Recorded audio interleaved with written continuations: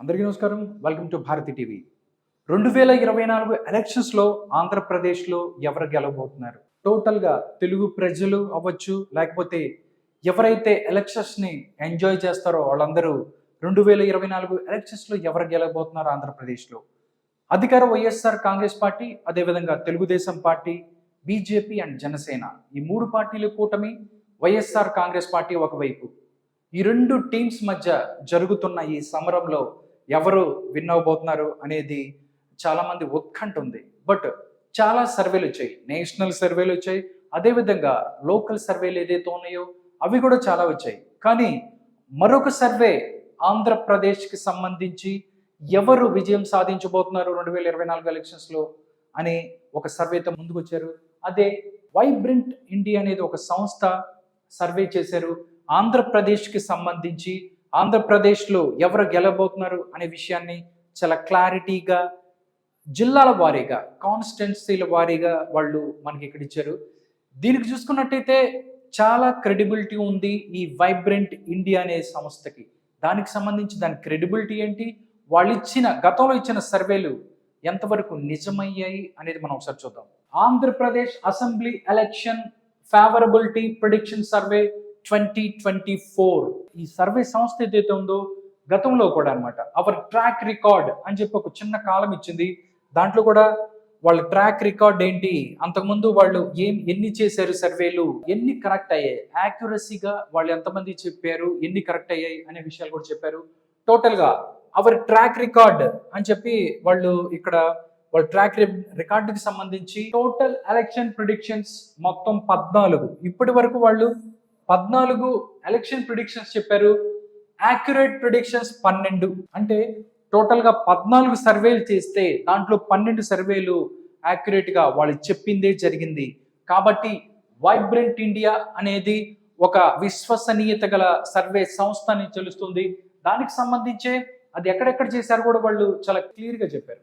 అంటే our South India election predictions track record అని చెప్పేసి సౌత్ ఇండియాకి సంబంధించి వాళ్ళు ఇచ్చారు. అంటే తెలంగాణలో 2023లో కాంగ్రెస్ పార్టీకి 67 నుంచి 75 వస్తాయని చెప్తే 64 వచ్చాయి.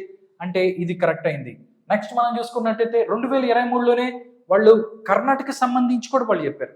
కర్ణాటక సంబంధించి కాంగ్రెస్ పార్టీకి 118 నుంచి 130 వచ్చే అవకాశం ఉంది అన్నట్లు చెప్పారు. 135 వచ్చాయి. కాబట్టి అది కూడా కరెక్టే. నెక్స్ట్ వాళ్ళు 2021లో తమిళనాడుకి సంబంధించి డిఎంకే పార్టీకి 167 నుంచి 178 స్థానాలు వస్తాయని చెప్పారు.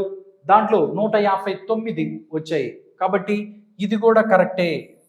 వీళ్ళు ఏదైతే చెప్పారో అది తమిళనాడులో కూడా 2021 ఎలక్షన్స్లో తమిళనాడులో కూడా కరెక్ట్ అయింది. నెక్స్ట్ 2019లో ఆంధ్రప్రదేశ్లో వైఎస్ఆర్ కాంగ్రెస్ పార్టీకి 129 నుంచి 139 వచ్చే ఛాన్స్ ఉంది. అంటే దగ్గర దగ్గర 140 దాకా వచ్చే అవకాశం ఉంది అన్నట్టు చెప్పారు. బట్ వీళ్ళ అంచనాల మించి ఇంకా అది 151, అంటే అది కూడా కరెక్ట్ అయిన పరిస్థితి. 2019లో ఆంధ్రప్రదేశ్ వైఎస్ఆర్ కాంగ్రెస్ పార్టీకి 151, ఇది కూడా రైట్ అయింది. నెక్స్ట్ చూస్తే 2018లో తెలంగాణలో కూడా వాళ్ళు సర్వే చేశారు. దానికి సంబంధించి టిఆర్ఎస్ పార్టీకి 72 నుంచి 78 స్థానాలు వస్తాయని చెప్పారు. 78 వస్తాయని చెప్పారు. 88 ఇది కూడా కరెక్ట్ అయింది. నెక్స్ట్ 2018లోనే వాళ్ళు కర్ణాటక సంబంధించి కూడా కర్ణాటకకి ఎవరు గెలుస్తారు అనేది కూడా వాళ్ళు చెప్పారు. దానికి సంబంధించి కాంగ్రెస్ పార్టీకి 2018లో కర్ణాటకలో కాంగ్రెస్ పార్టీకి 110 నుంచి 125 వస్తాయని చెప్పారు. దాంట్లో 80 వచ్చాయి. ఇదొక్కటే రాంగ్ అయింది. అంటే మనం చూస్తే 2018 నుంచి 23 వరకు దగ్గర దగ్గర వాళ్ళు 6 సర్వేలు సౌత్కి సంబంధించి వాళ్ళ 6 సర్వేలు చేశారు. దాంట్లో 5 వరకు కరెక్ట్ అయ్యాయి, ఒకటే రాంగ్ అయ్యాయి. మొత్తం టోటల్గా చూస్తే టోటల్ ప్రిడిక్షన్స్ అనమాట. వాళ్ళ ట్రాక్ రికార్డ్ 14 చేస్తే దాంట్లో 12 వరకు ఓకే. అంటే వీళ్ళు ఏదైతే చెప్తున్నారో అది దగ్గర దగ్గరగా అంటే 95% పైన ఓకే అవుతుంది అన్నట్టు చెప్తున్నారు.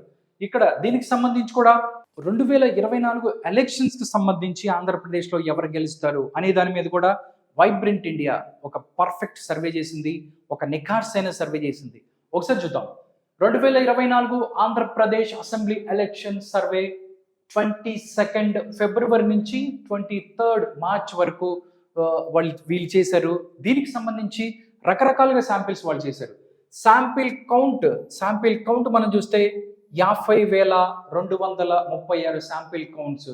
దీంట్లో ఇన్ఫ్లుయెన్సర్ కాల్స్ 3,203, దాంతోపాటు ఫోన్ ద్వారా చేసిన ఏదైతే కాల్స్ ఉన్నాయో 45,106, ఫీల్డ్ సర్వే 1,927. ఇట్లా మొత్తం రకరకాలుగా వాళ్ళు సర్వే చేశారు. దానికి సంబంధించి కూడా వాళ్ళు చెప్పారు. అంటే శాంపిల్ ఎర్రర్ కూడా వాళ్ళు చెప్పారు. అంటే +2 or -2 ఉంటుందని వాళ్ళు చెప్తున్నారు. దానికి సంబంధించే జిల్లాల వారీగా వాళ్ళు ఏ స్థానాన్ని, ఏ అసెంబ్లీ స్థానాన్ని ఎవరు గెలుచుకున్నారు అనేది చాలా క్లియర్గా చెప్పారు. ఈస్ట్ గోదావరిలో ఎన్ని స్థానాలు ఉన్నాయి, ఈ స్థానాలలో ఎవరు గెలబోతున్నారు అనేది చూద్దాం. మనం చూసుకున్నట్టయితే ఇక్కడ ఈస్ట్ గోదావరికి సంబంధించి మనం చూస్తే ఫస్ట్ పత్తిపాడులో కూటమి అభ్యర్థి ఇక్కడ గెలబోతున్నారు అన్నట్టు తెలుస్తుంది. నెక్స్ట్ మనం చూస్తే జగ్గంపేటకు సంబంధించి కూడా కూటమి అభ్యర్థి ఇక్కడ గెలవబోతారు అన్నట్టు చెప్తున్నారు. తుని మాత్రం ఇక్కడ వైఎస్ఆర్ కాంగ్రెస్ పార్టీ గెలుస్తుంది అన్నట్టు చెప్తున్నారు. నెక్స్ట్ చూస్తే పిఠాపురం చూసుకున్నట్టయితే ఇక్కడ కూటమి అభ్యర్థి ఎవరైతే ఉన్నారో వాళ్ళు గెలుస్తారు అన్నట్లు చెప్తున్నారు. పిఠాపురం సంబంధించి ఇక్కడ ఎవరైతే జనసేన అధ్యక్షుడు పవన్ కళ్యాణ్ ఉన్నారో ఆయన పోటీ చేస్తున్నారు. వైఎస్ఆర్ కాంగ్రెస్ పార్టీ తరఫున వంగ గీత పోటీ చేస్తున్నారు. దానికి సంబంధించి చాలా మంది ఇక్కడ బెట్టింగ్లు కూడా నడుస్తున్నాయి, ఎవరు గెలుస్తారు పిఠాపురంలోని. బట్ అన్ని సర్వేలు కూడా చెప్తున్నాయి పవన్ కళ్యాణ్ డెఫినెట్లీ ఇక్కడికి నుంచి గెలుస్తారు అన్నట్టు చెప్తున్నారు. పవన్ కళ్యాణ్కి 50,000 మెజారిటీ వస్తుందా, 1,00,000 వస్తుందా తెలుసుకోవాలి. మెజారిటీ ఎంత అనేది చూడాలి, కానీ గెలవటం మాత్రం ఇక్కడ నుంచి పవన్ కళ్యాణ్ గెలుస్తారు అన్నట్లు చెప్తున్నారు. నెక్స్ట్ మనం చూస్తే కాకినాడ సిటీకి మనం చూడాలి. కాకినాడ సిటీ మనం చూసుకున్నట్టయితే కాకినాడ సిటీలో మాత్రం ఇక్కడ కీన్ కంటెస్ట్ ఉంటుంది. ఇక్కడ హోరాహోరీ తప్పని పరిస్థితి ఉంటుంది అని చెప్తున్నారు. నెక్స్ట్ మనం చూస్తే కాకినాడ రూరల్ కూటమి గెలుస్తుంది. నెక్స్ట్ మనం చూస్తే పెద్దాపురంలో కూడా కూటమి అభ్యర్థి గెలిచే అవకాశం ఉంది. రాజోలు ఎస్సీ నియోజకవర్గం, ఇక్కడ నుంచి కూటమి అభ్యర్థి ఇక్కడ కూడా గెలిచే అవకాశం ఉంది. నెక్స్ట్ మనం చూస్తే కొత్తపేటలో కూడా కూటమి అభ్యర్థి గెలుస్తారు అన్నట్లు చెప్తున్నారు. నెక్స్ట్ ముమ్మడివరం కూడా కూటమి అభ్యర్థి. నెక్స్ట్ రామచంద్రాపురంలో మాత్రం కీన్ కంటెస్ట్ ఉంటుంది. ఇక్కడ హోరాహోరీ తప్పని పరిస్థితి ఉంది అన్నట్లు చెప్తున్నారు. నెక్స్ట్ మనం చూసినట్టయితే అమలాపురం, ఇది ఎస్సీ నియోజకవర్గం. ఇక్కడ స్లైట్లీ ఎడ్జ్ లో టీడీపీ గెలిచే అవకాశం ఉంది. నెక్స్ట్ మనం చూసుకున్నట్టయితే పి గన్నవరంలో కూడా కీన్ కంటెస్ట్ ఉంటుంది. ఇక్కడ మాసేన్ రాజేష్ పోటీ చేయాల్సింది, బట్ ఇక్కడ నుంచి జనసేన అభ్యర్థి పోటీ చేస్తున్నారు. ఇక్కడ నుంచి కీన్ కంటెస్ట్ గా ఉంది. ఇక్కడ ఓరాహోరీ తప్పని పరిస్థితి. నెక్స్ట్ మనం చూస్తే మండపేట మనం చూసుకున్నట్టయితే ఇక్కడ కూటమి అభ్యర్థి ఇక్కడ నుంచి గెలుస్తారు అన్నట్టు తెలుస్తుంది. నెక్స్ట్ మనం చూసుకున్నట్టయితే అనపర్తిలో మాత్రం ఇక్కడ వైఎస్ఆర్ కాంగ్రెస్ పార్టీ గెలుస్తుంది అన్నట్టు చెప్తున్నారు. అనపర్తికి సంబంధించి ఇక్కడ చాలా రోజుల నుంచి గొడవ అవుతుంది.